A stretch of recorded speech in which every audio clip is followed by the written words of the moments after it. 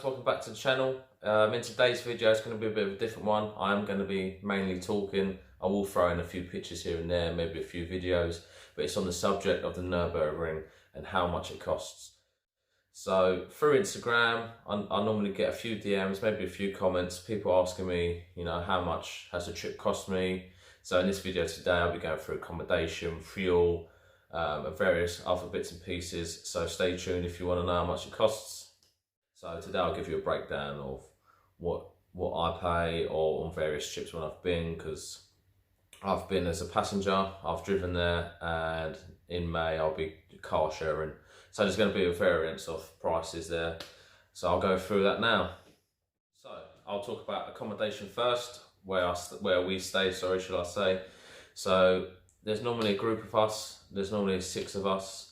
So we work out accommodation through that. So we'll book, say, 4 or 5 days, and then we basically divide it by the amount of people that's staying there. So it normally works out anywhere between £100 to £150 per person, again, depending on where you stay, how long you stay for. We normally like to choose a place called, I think it's Lindner Ferienpark. I've probably pronounced it wrong, but it's a very big villa.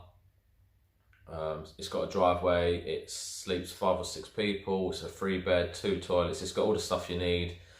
I think it's about 2.5 miles away from the Nurburgring itself. Lidl and Aldi's literally down the road. You've got fuel stations that are close by, so it's pretty much perfect really, and it's a really nice place to stay. So I'll put links in the description for that. I'll throw in a couple of pictures. So that's accommodation. We did stay somewhere else previously. It was like a little apartment called, I think it's called Gastehaus Sylvia. So I think there was 3 of us. I think it worked out like 50 quid a night, something like that. So it wasn't expensive at all. Again, that was a really nice apartment. I do really recommend that one. The driveway wasn't massive. That was the only issue. Other than that, I thought that was a really nice place and I'll stay there again. Yeah, so next I'm going to be talking about how we get there. So we use the Eurotunnel. So I'm from Hertfordshire, so we leave Hertfordshire and we go to Folkestone. We take the Eurotunnel there, which I think is roughly, again, depends how long you go for, but roughly we pay about £140 per car to cross. So that's there and back. So that's the Eurotunnel.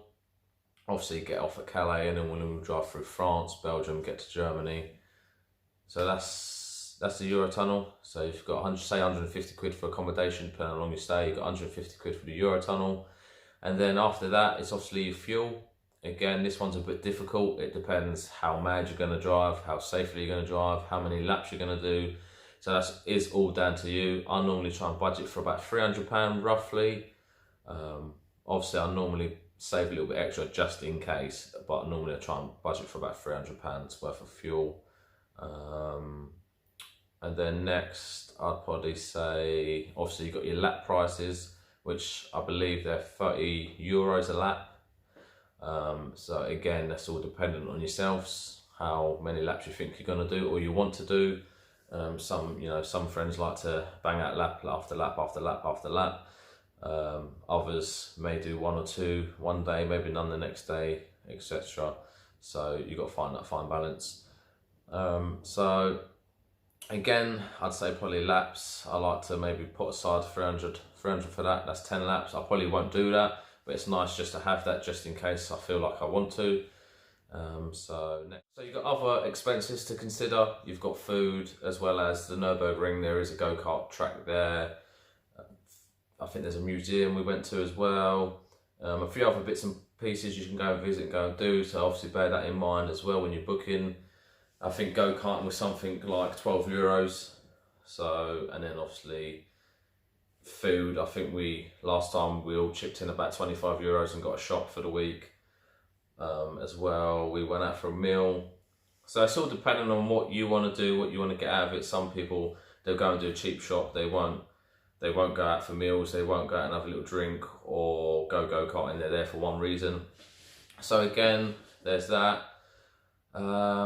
Next as well is quite a big one, which is breakdown cover. So previous times I've used AA and I thought I was covered, and then last year when I needed it, I was actually not covered. So the reason being was because I'd been on the Nurburgring track.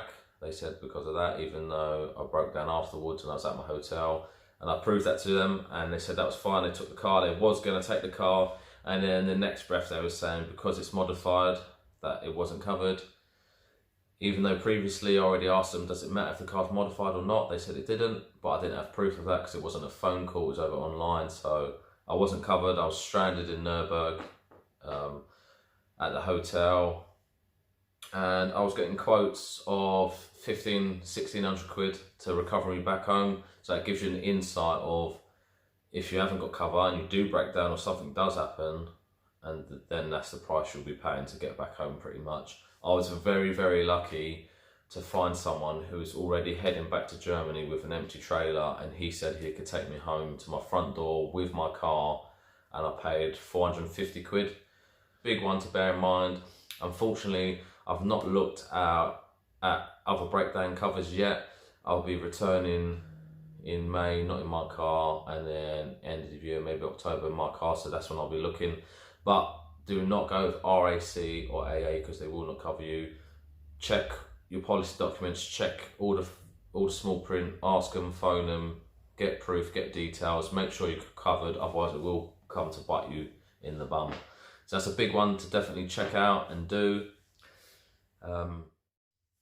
So various trips to Nurburg cost different prices. I think I went as a passenger the first time and it cost me probably £300–400. That's all it cost me, because I paid £150, I think it was, for accommodation. I then gave my mate £150 towards the Eurotunnel and petrol, so that's 300 quid. And then another 100 quid for meal, food, go-karting, things like that. So you've got different ways you can go, different prices. I saved about £1,000 for the trip. £1,000 for the trip. It doesn't mean I would have spent that £1,000 necessarily, because I might have done less fuel, I might have done less laps, I don't know. But driving there and taking your own car, I like to budget for £1,000. That's including accommodation, Eurotunnel. So I normally try and budget for that, because that way you know you're not going to run out of money for fuel, you're not going to run out of money for laps. You've got a nice sort of budget, so you can still get a decent amount of laps, and you're not going to run out of money or try and be tight if you like. So I think £1,000 if you're driving is probably roughly what you want to be looking at. Again, all depending on how long you're there for, where you're staying, who you're staying with. It can work out a bit cheaper, like it can work out a bit more expensive. So, and then the third time is I'm actually car sharing with my friend in May. So me and Jordan were taking one of his cars, and it's sort of going to be like a cheap little trip out there. It's nothing too expensive. I think there's going to be 4 of us in his car. So, and I can't remember how many nights we're staying for. I think it's only 3 nights or so, 2 or 3 nights. So it works out like 50 quid each accommodation, 50 quid each for the Eurotunnel, roughly. And then obviously just food and that, and then if you want to do some laps. So again, that trip will probably cost 200 to 300 quid maybe. So that's another that's another cheap trip. So that's another way of looking at it. Yeah, so hopefully in this video just give you a little insight on how much things should cost or how much you should be paying.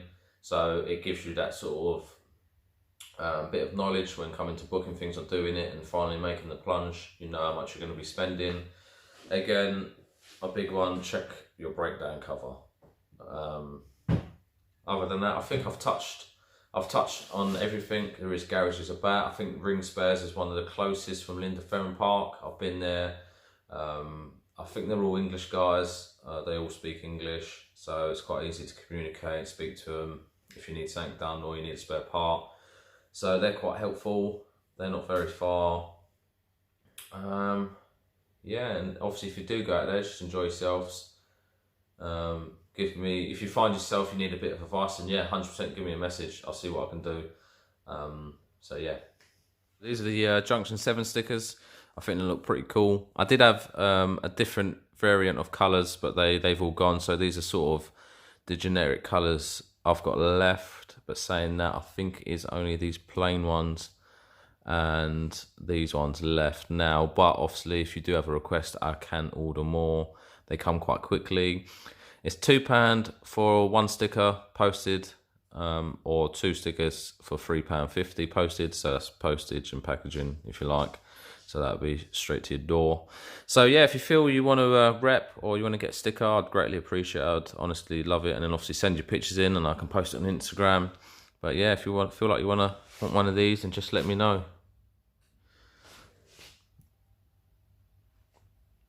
Any questions or anything you want to ask or anything you didn't get, then just give me a comment or message me on Instagram at m_k20. I think I've covered anything. If there's anything I've missed, then definitely, yeah, just give me a little comment.